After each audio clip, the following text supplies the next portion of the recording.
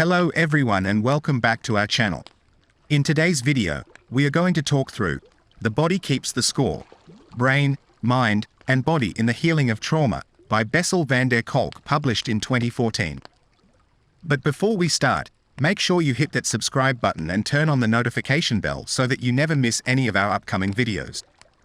Okay, let's get started.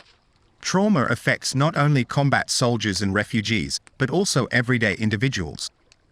Research has shown that a significant number of Americans have experienced trauma in the form of abuse, violence, and witnessing traumatic events.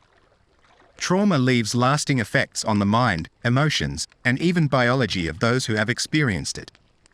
Soldiers returning home from combat may struggle with emotional disturbances that affect their families. Trauma can make it difficult to form stable relationships as adults. Most individuals try to suppress the memories and emotions associated with trauma, but the brain's survival instincts make it difficult to deny the impact. Trauma changes the brain's alarm system, increases stress hormone activity, and alters how the brain filters information. However, there are different approaches to treating trauma, such as talking therapy, medication, and physical experiences that challenge the helplessness and rage associated with trauma. The author, a psychiatrist, has dedicated his life to understanding and treating trauma. The book serves as a guide and invitation to society to address and prevent trauma. Tom, a Vietnam War veteran, struggled with taking the medication prescribed to him for his trauma. He believed that by taking the pills and suppressing his nightmares, he would be abandoning his fallen comrades. Tom saw himself as a living memorial to his friends who had died in the war and felt that not experiencing the same pain they did would make their deaths meaningless. This loyalty to the dead kept Tom trapped in the past, unable to live his own life. The author, a psychiatrist working with veterans, was intrigued by the trauma-related behavior he witnessed in his patients and sought to understand why they became stuck in their traumatic experiences. He discovered that traumatic experiences like war can cause a profound reorganization of a person's perception and self-identity, making it difficult for them to move forward and engage in meaningful relationships. Bill, a veteran, experienced auditory and visual hallucinations of crying babies and burned children's faces. The medical community believed his symptoms to be due to paranoid schizophrenia. However, a psychiatrist came to a different conclusion after hearing Bill's story and conducting a Rorschach test. Bill's reaction to the test revealed that he was reliving his traumatic experience in Vietnam. Further tests on other veterans showed similar responses. The psychiatrist realized that trauma affects imagination and causes individuals to superimpose their trauma onto their surroundings. Group therapy became a helpful tool for veterans to find meaning and resonance in their experiences, but it was limited in addressing their daily struggles. The diagnosis of post-traumatic stress disorder, PTSD, shed light on the suffering of those overwhelmed by trauma. The psychiatrist's proposal for a study on the biology of traumatic memories was rejected, leading him to leave the VA and focus on psychopharmacology. In his new position, he observed the impacts of trauma on depressed and anxious patients, particularly those with histories of sexual abuse and incest. He found that trauma, whether from war or other forms of violence, can leave lives in ruins. Kolk highlights the profound impact of trauma on individuals and delves into the understanding of trauma and its effects on the mind and body. Brain imaging tools have revealed the significant damage trauma inflicts on the brain and have paved the way for new avenues of treatment. Trauma is not just a past event but also leaves an imprint on the mind, brain, and body with ongoing consequences for the present. The act of telling the story of trauma is essential but insufficient in changing automatic physical and hormonal responses associated with trauma. Real change can only happen when the body learns that the danger has passed and can live in the present reality. The writer also explores the shift in the medical approach to mental suffering, moving from psychotherapy to medication, and the need for a more holistic understanding and treatment of trauma. The author discusses the history of medicine's approach to human suffering, from attributing aberrant behavior to God and supernatural forces to the emergence of psychiatry as a scientific field. He shares his experiences as a psychiatrist, including administering lithium to a manic depressive patient and testing antipsychotic drugs on chronic patients. These treatments helped reduce the number of people in mental hospitals. He then delves into the biological underpinnings of traumatic stress, the secretion of stress hormones, and the effects of trauma on both animals and humans. He also explores the compulsion to repeat traumatizing experiences, the attraction to fear and pain, and the role of endorphins in addiction and pain management. The author explores the role of serotonin in PTSD and the potential of medications like Prozac to increase serotonin levels. He describes a study that he conducted using Prozac to treat PTSD in non-veterans and combat veterans, with varying results. While the medication was effective in reducing symptoms for non-veterans, it had no effect on combat veterans. The broader implications of the use of psychiatric medications in treating mental health problems, highlighting the potential downsides and limitations of these drugs. He argues that drugs should be seen as adjuncts to overall treatment and that the brain disease model overlooks the importance of relationships, language, self-regulation, and social conditions in healing from trauma. The author suggests that more natural ways of dealing with post-traumatic responses should be explored. In a study, they conducted brain scans on individuals experiencing flashbacks from traumatic events. Participants agreed to lie still inside a scanner while a script was played back to them, recreating their traumatic experiences. The scans revealed that during flashbacks, the amygdala, the brain's fear center, was highly activated, triggering a cascade of stress hormones and physiological responses. Additionally, Broca's area, which is responsible for speech and language, became deactivated, hindering participants' ability to articulate their experiences. The scans also showed that the right hemisphere of the brain, which is responsible for emotions and nonverbal communication, was highly active during flashbacks, while the left hemisphere, responsible for logic and language, was deactivated. The study findings suggest that trauma disrupts the brain's normal functioning and can lead to ongoing distress and difficulty in verbalizing the experience. Constantly elevated stress hormones can have harmful effects on our memory, attention, and overall health. People may respond to stress in different ways, some going into denial. However, even if the mind ignores these signals, the body continues to be affected. Medications and substances may temporarily alleviate the symptoms, but the body still keeps score. There are different perspectives on how to treat individuals like Marsha, such as focusing on biochemical imbalances or desensitization therapy. Trauma can disrupt a person's ability to talk about their distressing feelings, and instead, they may focus on what has been done to them. Traumatized individuals may become stuck and unable to integrate new experiences into their lives. Understanding how the brain responds to trauma is crucial in treating traumatic stress. The brain is organized to ensure survival, but trauma can interfere with its functioning. The reptilian brain controls basic bodily functions, while the limbic system handles emotions, danger recognition, and social interactions. Trauma treatment needs to address these fundamental bodily functions. Kolk discusses the three parts of the brain and how they function. The reptilian brain and the limbic system together make up the emotional brain, which is responsible for our emotional responses and survival instincts. The frontal lobes, on the other hand, make up the neocortex and are responsible for higher-level thinking and decision-making.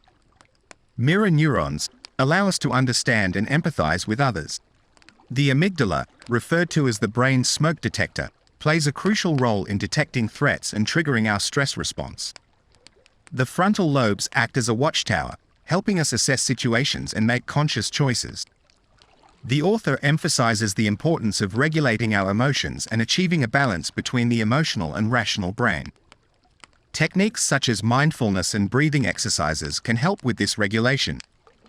Emotion is not opposed to reason, as our emotions assign value to experiences and serve as the foundation for our reasoning. The self-experience results from the balance between our rational and emotional brains. However, in moments of survival, these systems can function independently. The relationship between the rational brain and emotional brain is likened to a rider and a horse, with the rider being more or less competent in controlling the horse. When survival is at stake or intense emotions arise, it becomes futile to argue with reason. Psychological problems are often a result of deeper brain pressures driving perception and attention, rather than a lack of understanding. Trauma causes a split between overwhelming experiences and fragmented memories, which can lead to flashbacks and reliving the trauma. Dissociation occurs as the traumatic experience takes on a life of its own, intruding into the present and generating irrational and uncontrollable responses. Therapy involves reconnecting with internal sensations and emotions to gain mastery over them. Brain scans reveal the impact of trauma on the amygdala, prefrontal cortex, and thalamus, which disrupts time perception, context processing, and memory integration. The thalamus acts as a filter or gatekeeper in normal circumstances, helping us distinguish between relevant and irrelevant sensory information. However, trauma compromises this function, leading to sensory overload. People with PTSD have their floodgates wide open, lacking the ability to filter out irrelevant stimuli. This can result in depersonalization, or a feeling of being split off from oneself. Trauma treatment aims to enhance the quality of day-to-day experiences, helping individuals live fully in the present.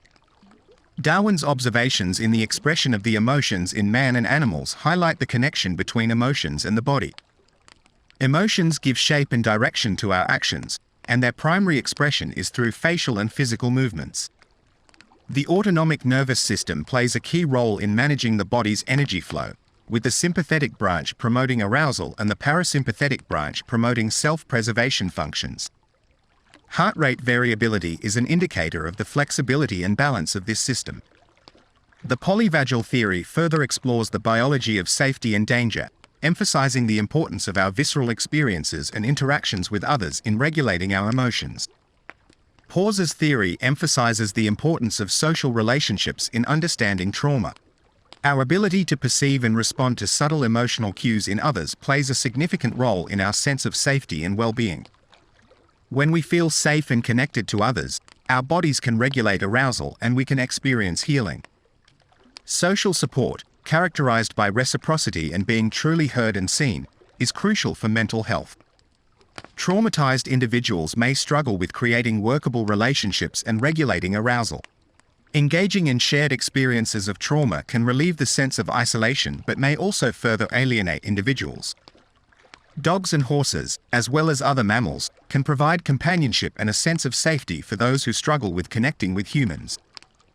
Traumatic experiences can alter our perception of safety and activate different physiological states: social engagement, fight or flight, or collapse. Each response is influenced by the level of safety perceived. Building a sense of safety and connection is essential for healing and well-being.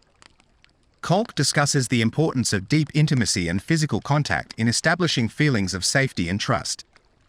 He mentions that traumatized individuals often struggle to discern when they are safe and activate their defense mechanisms when in danger. Kolk's book introduces new approaches to treating trauma, such as using rhythmic and attuned movements to create a safe space for social engagement. It emphasizes the need to engage the safety system of the brain before attempting to promote new ways of thinking. Kolk also highlights the significance of the body in trauma recovery, noting that many trauma survivors experience disconnection from their bodies and a lack of sensory awareness. It suggests that integrating sensory experiences can help individuals feel more alive and secure in their bodies. Additionally, neuroimaging studies on trauma survivors have revealed how trauma affects self-awareness and sensory self-awareness. Areas in the brain are responsible for registering internal states and assessing the personal relevance of incoming information. In individuals with chronic trauma, these areas show decreased activity, making it difficult for them to recognize and register their own emotions and sensations. The tragic adaptation of shutting down these brain areas to cope with trauma, which results in a loss of self-awareness and a diminished capacity to feel fully alive. The lack of self-awareness in traumatized individuals can even be so severe that they cannot recognize themselves in a mirror.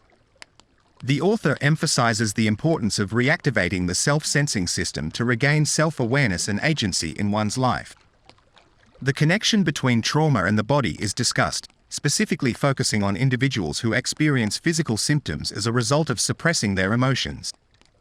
The concept of alexithymia, which refers to the inability to identify and express emotions, is explored, along with the physical symptoms that often manifest in traumatized individuals. Kolk also delves into the phenomenon of depersonalization, where individuals feel detached from their own bodies. The importance of reconnecting with one's body and physical sensations is highlighted as a necessary step towards healing from trauma.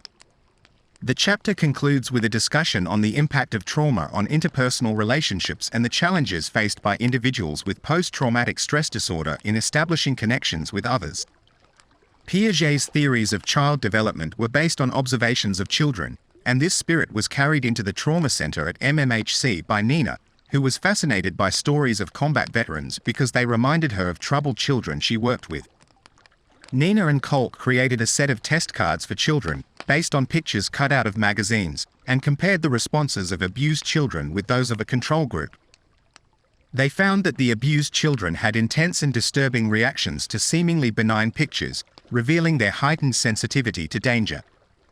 These children lacked trust and confidence in the world, and their responses reflected their traumatic experiences. The Children's Clinic rarely discussed the impact of trauma on the children's mental health, instead focusing on diagnostic labels. Bowlby's attachment theory emphasized the importance of secure attachment in childhood, and how it shapes a child's worldview and ability to regulate emotions. Secure attachment allows children to feel protected and safe, and fosters empathy and self-awareness. The children at the clinic lacked these qualities due to their traumatic experiences. The process of attunement between caregivers and infants is crucial in fostering secure attachment and emotional regulation. When infants and caregivers are emotionally in sync, they are also physically in sync. Babies rely on their caregivers to regulate their emotional states and their physiological responses, such as heart rate and hormone levels. When a child is in sync with their caregiver, their body remains calm and their emotions are steady. However, disruptions in this sync can lead to changes in physiological factors. Parents play a crucial role in teaching their children how to manage arousal and regulate their emotions before they can do it for themselves. Secure attachment and the cultivation of competency help children build an internal locus of control and healthy coping skills. On the other hand, children with histories of abuse and neglect learn to give up when faced with challenges. The way a mother holds her child lays the foundation for their sense of self and identity. Children without physical attunement are vulnerable to shutting down their direct feedback from their bodies, causing difficulty in self-regulation. Secure attachment forms a template for children's relationships and helps them become valued members of the community. Attachment patterns often persist into adulthood, but life experiences can intervene to change these outcomes. Children who are unable to engage with their caregivers and find them distressful or terrifying develop a pattern called disorganized attachment. These children have no one to turn to and are faced with an unsolvable dilemma. Disorganized attachment is often associated with difficulties in moods, emotional responses, and various psychiatric problems later in life. Mothers who struggle to calm their babies and establish a positive interaction may come to perceive their children as difficult, leading to a breakdown in the attachment bond. Children with disorganized attachment are more vulnerable to trauma and are at a higher risk of developing serious psychological problems. The quality of early caregiving is crucial in preventing mental health problems, as it shapes the child's sense of safety and self-regulation. Long-term effects of disorganized attachment, including an unstable sense of self, self-damaging behavior, and dissociation. Restoring synchrony and healing damaged attunement systems through training in rhythmicity and reciprocity is vital for recovery. Moreover, it emphasizes the importance of establishing safe and secure relationships in preventing future abuse and neglect. The writer introduces the case of Marilyn, a woman who had experienced childhood trauma and presented with symptoms of distrust, shame, and rage. Kolk decided to invite Marilyn to join a therapy group for support before addressing her trauma directly. However, the group surprised the author by asking intrusive questions about Marilyn's love life, reminiscent of her traumatic past. The author then refers to a study involving incest survivors that showed abnormalities in their immune system's response to threats. The study's findings suggest that the bodies of incest victims have trouble distinguishing between danger and safety. He also highlights the importance of reconstructing the inner map of the world for survivors of abuse and the challenging process of dealing with and healing from trauma. The author also highlights the loyalty that abused children feel towards their abusers, even if they are also the source of their terror.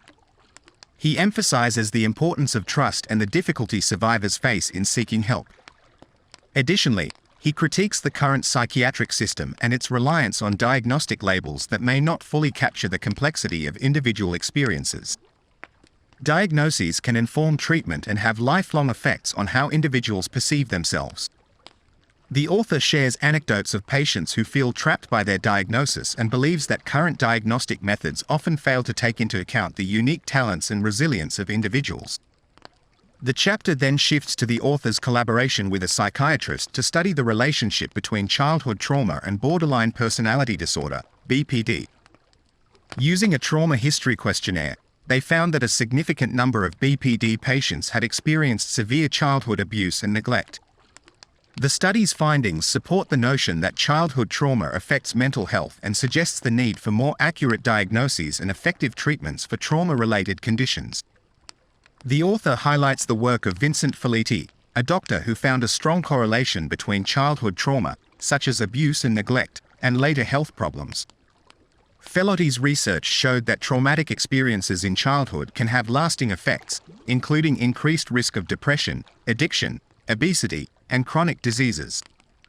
While childhood trauma is often overlooked and poorly understood, leading to inadequate support and treatment for affected individuals, the book suggests that addressing child abuse and neglect could have a significant positive impact on public health, reducing rates of mental illness, substance abuse, and other costly social issues. This author gave 3 different examples of children who have experienced trauma and are struggling with their mental health as a result. Anthony, a young boy, has experienced neglect and abuse from his mother and has a mistrust of adults. Maria, a teenager in foster care, has a history of abuse and displays aggressive behavior. Virginia, an adopted girl, has a background of drug abuse and has engaged in self-destructive behavior. Genetic factors alone do not determine mental illness, as environmental factors and experiences can influence gene expression. The author highlights the importance of early relationships and support in protecting children from long-term problems caused by trauma. The National Child Traumatic Stress Network is also mentioned as an organization dedicated to studying and treating traumatized children.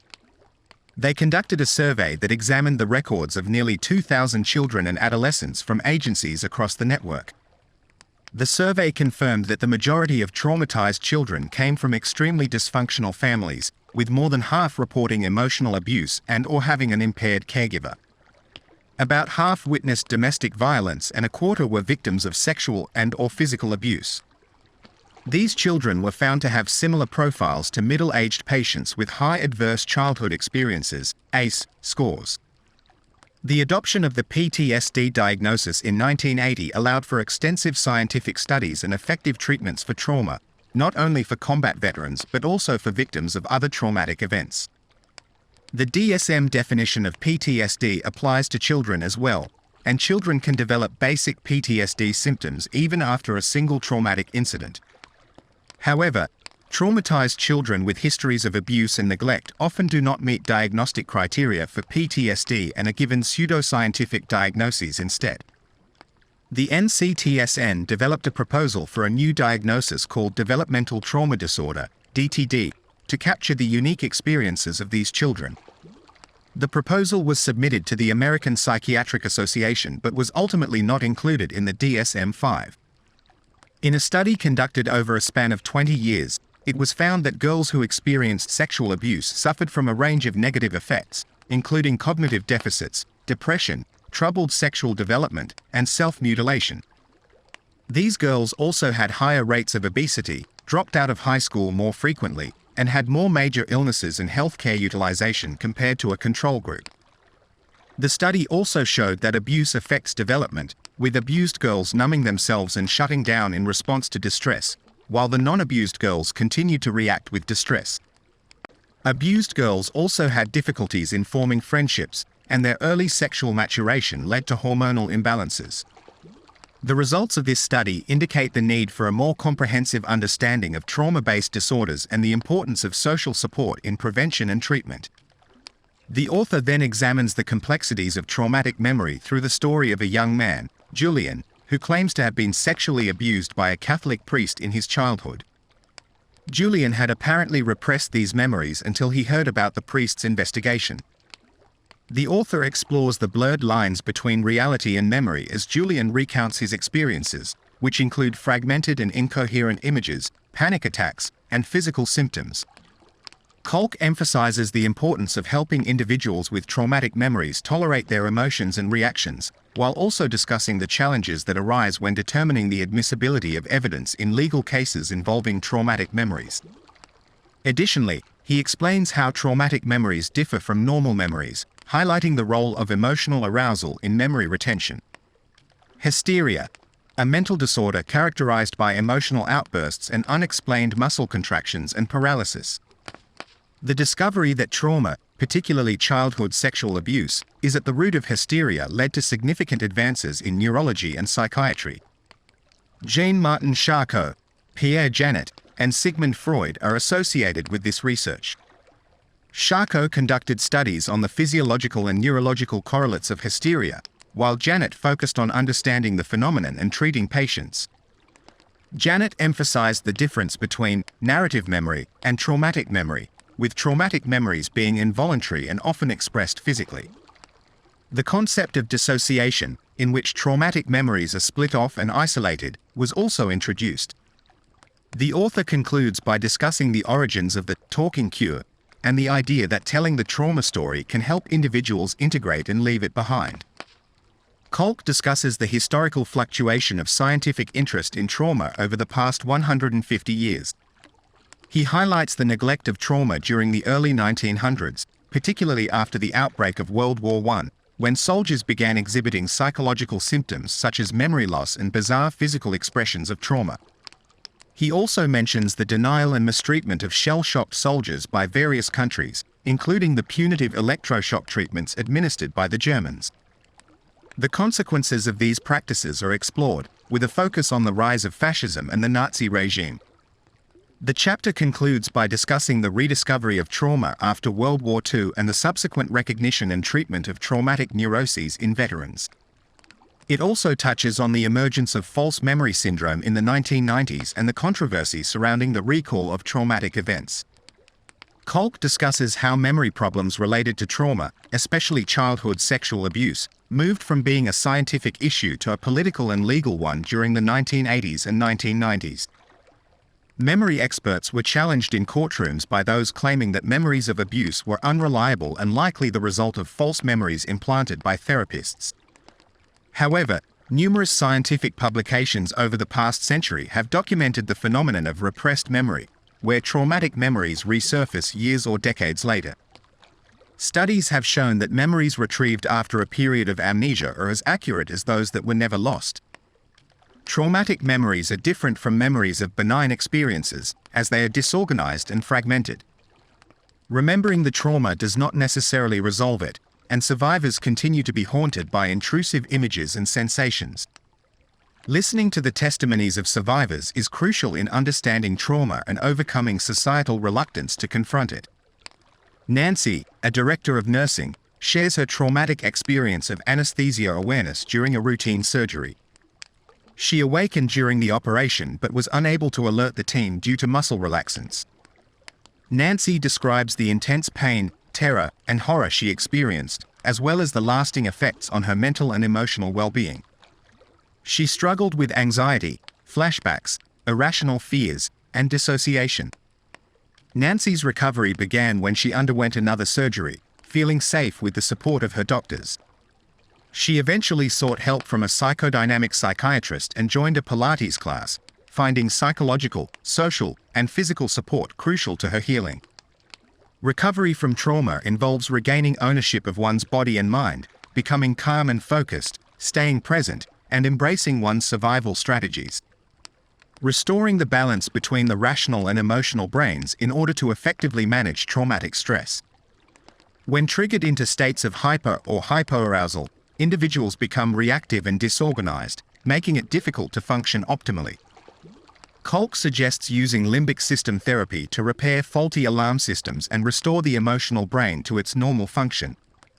The rational brain can access the emotional brain through self-awareness, allowing individuals to feel their emotions and manage their responses. Techniques such as breathwork, yoga, neurofeedback, and mindfulness can aid in emotional regulation and help individuals tolerate uncomfortable sensations. Additionally, relationships is important in trauma recovery, as having a support network provides a sense of safety and the courage to face and process traumatic experiences. Unresolved trauma can negatively impact relationships, causing individuals to fear opening up and inadvertently hurt others before they can be hurt themselves. Recovery from trauma requires finding someone trustworthy to provide support and guidance. When choosing a therapist, it is important to ensure they have undergone trauma-focused training and have personal experience with therapy. Feeling safe and understood by a therapist is crucial for confronting fears and anxieties. Trauma treatment often disregards the importance of touch in calming distress, but touch plays a vital role in healing and feeling safe in one's own skin. Bodywork practices such as therapeutic massage can contribute to the recovery process. Taking action and actively engaging in response to a traumatic event helps to utilize stress hormones for their intended purpose and reduces the risk of long-term trauma. Kolk introduces various approaches to treating trauma. 2 therapies, sensory-motor psychotherapy and somatic experiencing, focus on exploring physical sensations and the imprints of trauma on the body. These therapies help patients build internal resources to safely access overwhelming sensations and emotions before delving into the trauma itself. Patients are encouraged to gradually expand their window of tolerance and explore physical impulses that were suppressed during the trauma. The author also highlights the effectiveness of a body-oriented program, Model Mugging, which teaches individuals to actively fight off simulated attacks. Additionally, he explores the importance of integrating traumatic memories and the limitations of cognitive behavioral therapy, CBT, in treating trauma. Finally, the use of drugs such as MDMA to safely access traumatic memories and enhance therapy is touched upon. A study was conducted on a group of 20 assault victims who had not responded to previous forms of therapy. 12 of the victims were given MDMA, commonly known as ecstasy, while the other 8 were given a placebo. All participants received psychotherapy sessions after taking the drug. 2 months later, 83% of the patients who received MDMA plus psychotherapy were considered fully cured, compared to only 25% of the placebo group. The use of MDMA in therapy allows patients to observe their trauma from a calm state of mind, aiding in the integration of the event into their lives. However, caution must be exercised with psychedelic substances, as they can easily be misused. The use of medications in treating trauma has also been explored, although they only provide temporary relief and do not address the underlying issues. Traditional talk therapy may not always be the most helpful or preferred approach for survivors of trauma. A survey conducted on survivors of the September 11th attacks revealed that acupuncture, massage, yoga, and EMDR were credited as the most helpful interventions. Trauma is often difficult to put into words, and that physical interventions focused on relieving the physical burdens of trauma may be more beneficial. However, the importance of breaking the silence surrounding trauma and the power of language in healing are emphasized. Kolk suggests that being able to articulate and share one's trauma with another person is a crucial first step towards healing. His book also explores the limitations of language in therapy and the 2 different forms of self-awareness that individuals possess when discussing their trauma. The author recounts an interaction with a patient who suffered from epilepsy and had a traumatic childhood. The patient described feeling unsupported and abandoned by her family after her diagnosis, leading her to believe she had to manage on her own. He encouraged the patient to explore her feelings about her past and herself through writing, explaining that writing can provide a safe space to express emotions and gain self-understanding. The author also mentions the therapeutic benefits of writing about traumatic experiences, citing studies that have found improvements in physical and mental health for those who engage in expressive writing. He acknowledges the limitations of language in conveying the inner experiences of trauma and suggests that other forms of expression, such as art, music, and dance, can provide alternative ways to process trauma. Many studies on writing therapy for PTSD patients have been done in group settings where participants share their stories, but these have been disappointing. Trauma creates a zone of silence that makes it difficult to articulate the experiences of war and other traumatic events. Talking about painful events doesn't always establish community and can even lead to rejection.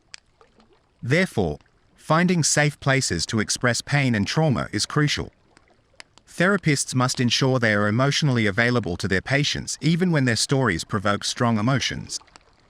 Language can also fail trauma victims who become speechless or struggle to give coherent accounts of their experiences.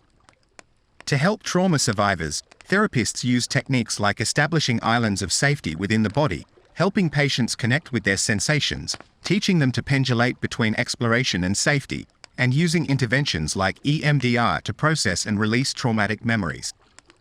EMDR, or eye movement desensitization and reprocessing, is a therapeutic technique that helps individuals process and heal from traumatic experiences. The method involves the use of rapid eye movements to access deeply held memories and emotions associated with trauma. The author shares their experiences with EMDR and its transformative effects on their patients. They recount the story of Maggie, a survivor of childhood sexual abuse, who found relief and a newfound sense of self through EMDR. The also discusses their own training in EMDR and the surprising results they observed, including the ability to help patients without knowing the details of their trauma and the long-lasting effects of EMDR compared to medication. However, it is noted that EMDR may not completely address the effects of childhood abuse, as it does not address the accompanying feelings of betrayal and abandonment. EMDR therapy is an effective treatment for PTSD, despite skepticism from some psychologists. Unlike exposure therapy, which aims to desensitize patients to traumatic memories, EMDR integrates the traumatic material and helps individuals view the trauma as a coherent event in the past. EMDR, along with other treatments like internal family systems, yoga, and neurofeedback, focuses not only on regulating intense memories but also on restoring a sense of agency, engagement, and commitment. Through a case study of a patient named Kathy, the author illustrates the process of trauma processing with EMDR. The therapy allows patients to integrate their traumatic memories and find a sense of completion and control, activating new possibilities for their future. Additionally, the connection between EMDR and rapid eye movement, REM, sleep suggests that sleep plays a crucial role in mood regulation and memory processing. Dreams play a crucial role in our brain's processing of memories and associations. During REM sleep, our dreams activate more distant associations and forge new relationships between seemingly unrelated memories. This ability to make novel connections is essential for both creativity and healing. In contrast, individuals with PTSD are often trapped in frozen associations, unable to recombine their experiences. Eye movement desensitization and reprocessing, EMDR, therapy, which involves bilateral stimulation, may be able to take advantage of sleep-dependent processes to facilitate effective memory processing and trauma resolution. EMDR focuses on stimulating and opening up the associative process, rather than revisiting the original trauma. Another technique that can help trauma survivors is yoga, which can help regulate the autonomic nervous system and promote heart rate variability. Traumatized individuals often have difficulty maintaining balance in their biological systems, making them more susceptible to overreacting to minor stresses. The author's personal exploration into heart rate variability, HRV, led to the discovery that marathon running and yoga can increase HRV. However, at the time, there were limited scientific studies evaluating the claims of yoga in the Western medical tradition. Kolk and their team collaborated with a yoga teacher named David Emerson to develop a yoga program for PTSD. The program showed significant improvements in arousal problems and body awareness for participants. The practice of yoga helps individuals connect with their bodies, cultivate self-regulation, and develop interoception, which is crucial for trauma recovery. Yoga has shown promising results in helping trauma survivors heal by increasing self-awareness and activating critical brain structures involved in self-regulation, such as the insular and medial prefrontal cortex. Participants in yoga studies reported feeling more in touch with their emotions and better able to express them. Yoga can also help trauma survivors communicate and process their experiences, as seen in the case of Annie, who was able to talk more freely after practicing yoga. Trauma survivors often develop coping mechanisms that interfere with their ability to function and form healthy relationships. Therapy aims to help survivors integrate all parts of themselves and let go of extreme beliefs acquired as a result of trauma. Understanding the mind as a mosaic of different parts helps survivors develop internal leadership skills and form a more cohesive self. The author discusses the concept of multiple selves and internal parts that exist within a person's mind. They explain that therapists who adopt this perspective can help individuals explore their inner parts and address the wounds caused by trauma. He introduces different therapeutic approaches, such as the structural dissociation model and internal family systems therapy, IFS, that aim to work with these split-off parts. The IFS model views the mind as a family in which each part has its own characteristics, history, and needs. Trauma can polarize these parts and lead to internal conflict. Kolk emphasizes the importance of cultivating mindful self-leadership and actively engaging with these internal parts through dialogue and understanding. They provide a case example of a patient named Joan who experiences anger, guilt, and self-destructive behaviors as a result of childhood sexual abuse. Through therapy, Joan begins to separate from her critical internal part and explores the underlying trauma that influenced her behaviors. Internal family systems, IFS, therapy is used in the treatment of trauma survivors and rheumatoid arthritis, RA, patients. IFS focuses on identifying and understanding different parts of the self, such as managers, exiles, and firefighters. These parts play different roles in protecting and coping with trauma. In the case of trauma survivors, IFS helps to identify and work with these parts to address the effects of trauma and create a sense of safety. For RA patients, IFS helps them to acknowledge and accept their pain and emotions, enabling them to approach their internal states with compassion and understanding. A study incorporating IFS therapy showed improvements in pain perception, physical function, self-compassion, depression, and self-efficacy for RA patients. These gains were sustained even 1 year later. The writer describes a patient named Peter who appears confident and successful but struggles with his personal relationships, particularly with his wife. Through therapy, Peter discovers that his critical and judgmental behavior stems from a fear of being hurt or criticized himself. He explores his childhood experiences and realizes that his father's harshness and his mother's lack of genuine care had left him feeling rejected and humiliated. With the help of therapy, Peter is able to confront his past traumas, show compassion towards his wounded inner child, and develop healthier relationships with himself and others. The book also introduces the concept of PBSP psychomotor therapy, which focuses on nonverbal communication and helps individuals heal their disconnections and emotional wounds.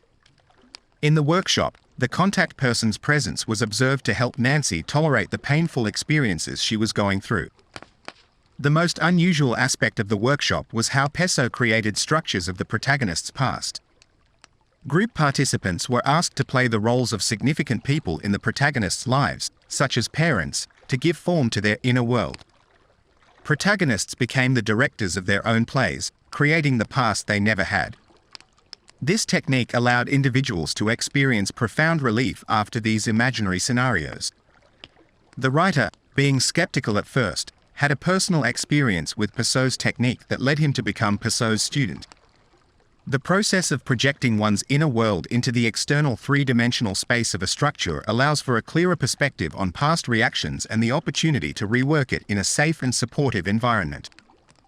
Psychomotor therapy and neurofeedback are used as methods for rewiring the brain and healing from traumatic experiences. Psychomotor therapy involves creating structured experiences in which individuals can reenact and reshape past traumatic events, allowing for the possibility of experiencing feelings of safety, support, and connection. The author shares a case study of a man named Mark who was able to confront and address the pain and betrayal he endured within his family through a psychomotor therapy session.